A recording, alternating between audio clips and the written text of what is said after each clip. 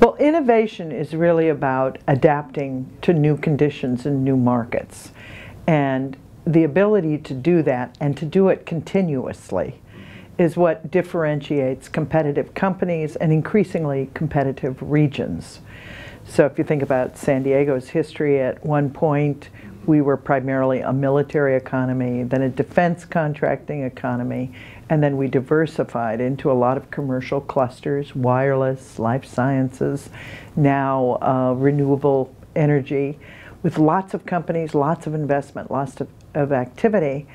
And those are the indicators that we're an innovative economy. We have ways of adapting to new conditions and abandoning old practices and old markets if they're no longer appropriate and moving forward.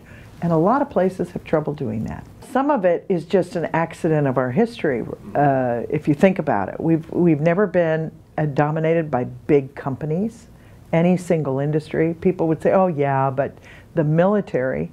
But in fact, the military here is very diverse in terms of its impacts on the economy. It affects health services, right?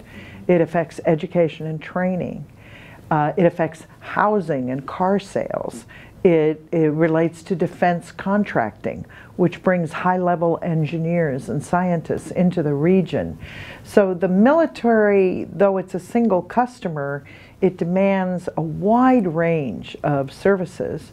And then you add to that the growth since the 1970s and 80s of the whole R&D industry on the Torrey Pines Mesa, about $3 billion of which comes from the federal government for research at Salk and Scripps, and then the rest in venture capital and in innovative companies like Qualcomm.